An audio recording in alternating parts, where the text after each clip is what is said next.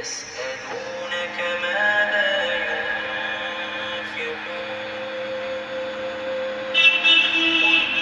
قل ما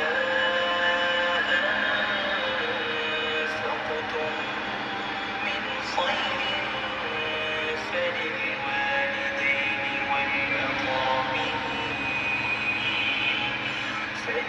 فللوالدين والأقربين واليتامى والمساكين وابن السبيل